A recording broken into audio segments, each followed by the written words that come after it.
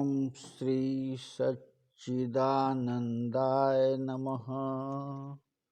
ओम श्री अद्वैतानंद या सच्चिदानंद प्रकाश भाग 11वां यानी वेदांत। पहला, एक रोज इरशाद हुआ कि कर्ता और भोक्ता पने का अभिमान और व्याकुलता छोड़कर विषयों को त्याग करके केवल भगवत कृपा प्राप्त कर लेना ही शरणागति है।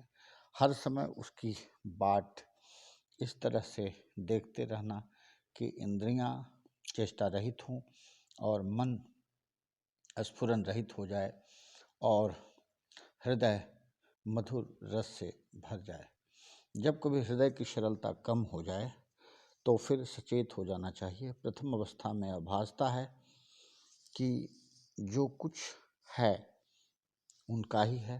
दूसरी अवस्था में भासता है कि उनका ही स्वरूप है। इसमें सृष्टि मिटकर प्रभु का स्वरूप भासता है। संसार का भाव मिट जाता है। तीसरी अवस्था में भासता है कि भगवान के सिवाय और कुछ कभी हुआ ही नहीं। दृष्टा दर्शन दृश्य की त्रिकुटी मिट जाती है तथा सब और सच्चिदानंद ही भासता है। उनकी कृपा का आश्रय लेने से बेड़ा अवश्य ही पार होगा। संसार से निराश होने पर, जिज्ञासा पूर्ण होने पर शरणागति का अनुभव होता है और मैंपना मिट जाता है। आप छके न ना छके, अधर रहे मुस्काए, छकी दृष्टि जा पर पड़े, रोम रोम छक जाए।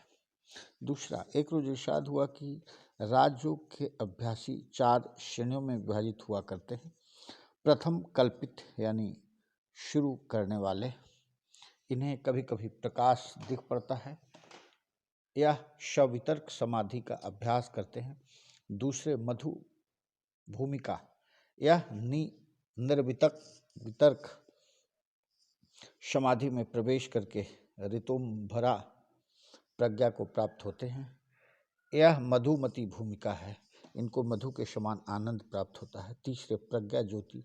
यह 5 महाभूत और 5 इंद्रियों को जीत लेते हैं और इंद्रियों के देवताओं के अधिकार के बाहर हो जाते हैं।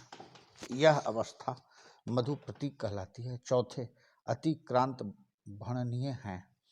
यह विशोक का और संस्कार शिक्षा नामी भूमिका में स्थित होते हैं और कैवल्य पद को प्राप्त होते हैं। इनको प्रसंख्यान ज्ञान होता है जो पुरुष और प्रकृति के भेद से उत्पन्न होता है। कर्मयोग। तीसरा, एक सत्संगी ने सवाल किया कि कर्म कितने प्रकार के होते हैं। श्री महाराज जी ने फरमाया कि वेदों में लिखा है कि कर्म ब्रह्म स्वरूप है, सब द्वैत प्रपंच है और आप ब्रह्म स्तंभ पर्यंत समस्त दृश्य समूह कर्माधीन है। ब्रह्मांड की सभी वस्तुएं कर्म अधीन हैं। अव्यक्त दशा से व्यक्त होने में कर्म ही कारण है, इसलिए कर्म का अधिकार सबसे ऊपर है। सत्व प्रधान कर्म धर्म कहलाता है और तम प्रधान कर्म अधर्म कहलाता है। स्थिर कर्म के 3 भेद हैं, सहज, जैव, ऐश। पहला, 14 लोक में स्थावर और जंगम कुल सृष्टि का प्रकट होना सहज कर्म अधीन है। चूंकि यह भगवान के अधीन है, इसलिए सहज कर्म में जीव का कोई अधिकार नहीं, वह पराधीन है। जैव। दूसरा, इस कर्म में जीव स्वाधीन है और वह पाप पुण्य भोगने का अधिकारी है। ऐश। तीसरा, यह कर्म कुछ विचित्र है। यह उभय सहायक है और केवल अवतारों में ही प्रकट होता है। अवतारों की शक्ति 5 प्रकार की मानी गई है। पहला, अध्यात्म शक्ति। दूसरा, अधिदैव शक्ति। तीसरा, अधिभौतिक शक्ति। इनमें से 2 शक्ति युक्त अवतार तथा चौथा सृष्टि की उत्पत्ति, 5वां लय से नंबर 2 शक्ति और 3 शक्ति अवतार। इस तरह 5 प्रकार के अवतार माने जाते हैं। इनमें से 3 के नाम हैं अंशावतार, आवेश अवतार और पूर्ण अवतार। यह ऐश कर्म के अधीन है।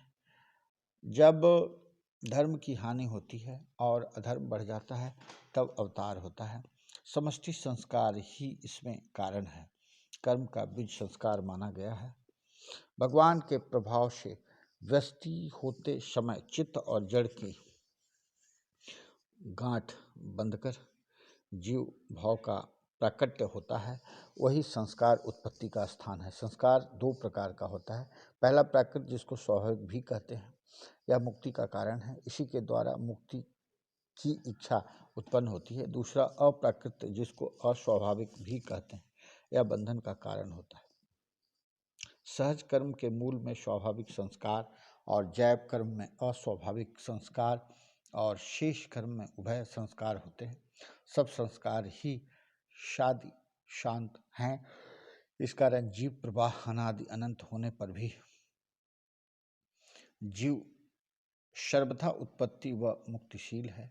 संस्कार जन्य शुद्धि ही मुक्ति की सहायक है। संस्कार शुद्धि से कर्म की शुद्धि और कर्म शुद्धि से निर्मल चित्त वालों की मुक्ति होती है। इसलिए संस्कार शुद्धि ही कैवल्य के कारण कहलाते हैं। जिस प्रकार बीज से वृक्ष और वृक्ष से फिर बीज होते हैं, गोया बीज और वृक्ष सृष्टि क्रम की अनंतता प्रकाशित करते हैं।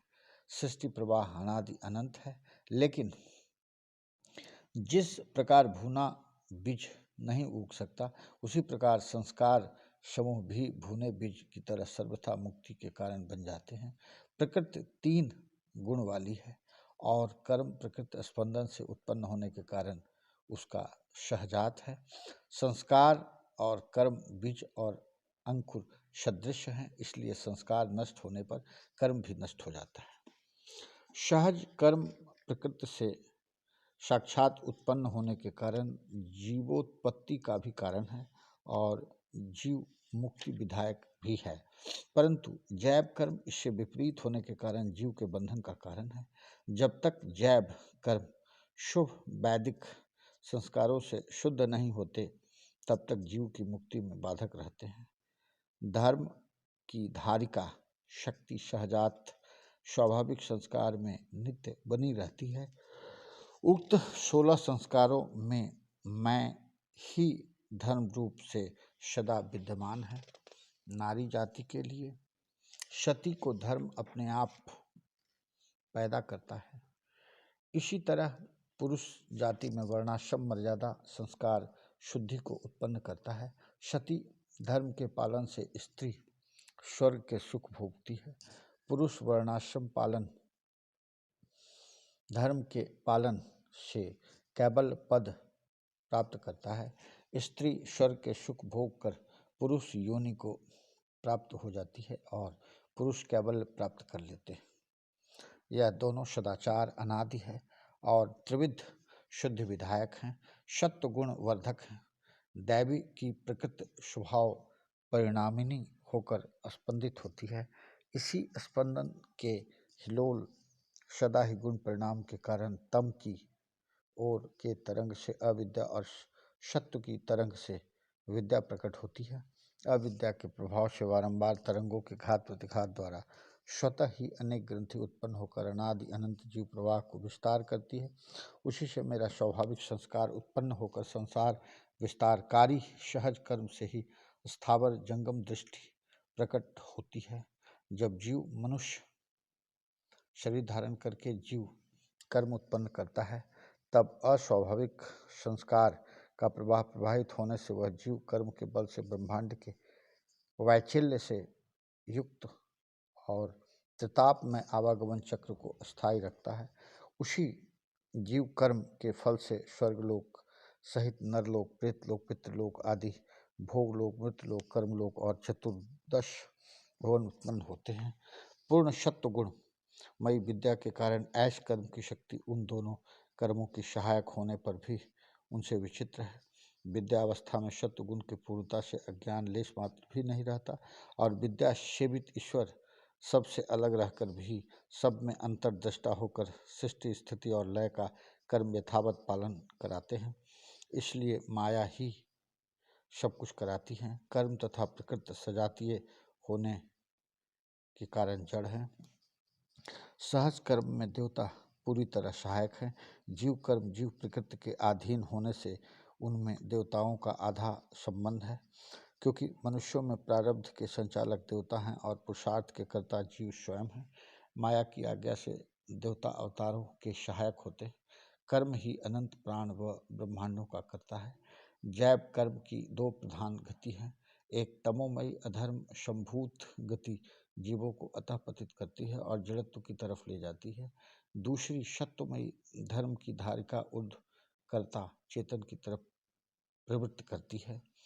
कर्म का दो शक्तियों से और संबंध है। पहला आकर्षण शक्ति राग मूलक होने से रजोगुण से उत्पन्न है। दूसरा विकर्षण शक्ति द्वेष मूलक होने से तमोगुण से उत्पन्न है।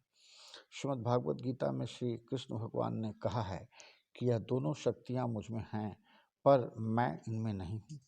इन्हीं दोनों से सृष्टि प्रवाह चलता रहता है। यही जीवत्व की पोषक है। इन दोनों की जहाँ सुंदर समता होती है, वही सत्व गुणमय ज्ञान और आनंद का स्थान है। माया इसी सत्व गुणमय अवस्था में सदा प्रकट रहती है। द्वंद्वात्मक अर्थात शक्तिमूलक और राग द्वेषादि कर्म सर्वदा त्यागने चाहिए। तब द्वंद्वातीत पदवी को जाप करते हुए निष्काम होकर और सत्वगुण से युक्त कर्मयोगी होते हुए कर्तव्य कर्म परायण होवे और सर्वोत्तम फल पाकर आनंदित होवे। यह कर्म योग त्रिताप को दूर करता है, संस्कार शुद्ध करता है, उससे क्रिया शुद्धि होती है, उससे अविद्या नाश होती है, फिर चेतन जड़ ग्रंथि का नाश होता है, तब ही जीव शिव हो जाता है। जैसे कि भगवान ने स्वयं कहा है कि मुझ में युक्त होकर किया कर्म केवल पद है, यानी गोया भगवत गीता अध्याय 18 श्लोक 66 का शरणागत भाव है। जीव के मुक्त हो जाने पर भी उसके लिए जीव निर्जीव व निष्फल नहीं होते। मुक्त जीवों के कर्मों की संस्कार राशि ब्रह्मांड के चिदाकाश को आश्रय करके निरंतर सहज कर्म और ऐश या रोष कर्म की पोषक बन जाती है। कर्म दुर्जेय हैं। प्रकृति अर्थात माया भी अवतार ग्रहण करती हुई कर्म में बंध जाती है। जीवन मुक्त महात्मा जो जीते जी ही शायु दशा को प्राप्त हो जाते हैं, वे भी कर्म के प्रभाव से बच नहीं सकते हैं। वह जैव कर्म रूपी प्रारब्ध कर्म का भोग अवश्य भोगते हैं। प्रारब्ध के भोगों का भोग से ही नाश होता है। सहज कर्म के अधीन होने से दैवी क्रियाओं के भी केंद्र बन जाते हैं। ज्ञानी भक्तों को प्रकृति अनुमात्र भी लेश नहीं पहुंचाना चाहती। यदि उनकी रुचि अनुकूल होती है तो प्रकृति उनको रोष कर्म से मुक्त करके उन योगियों से जगत का कल्याण कराती है। कर्म की महिमा सर्वोपरि है। भक्त और ज्ञानी को भी कर्मी बनना पड़ता है। शरीर रहते हुए पूर्णतया कर्म का त्याग असंभव है। कर्म में अकर्म और अकर्म में कर्म देखते हुए और कर्तव्य कर्म करते हुए मनुष्य कर्म बंधन से मुक्त और सायुज पद को प्राप्त होकर कृतकृत्य हो जाता है।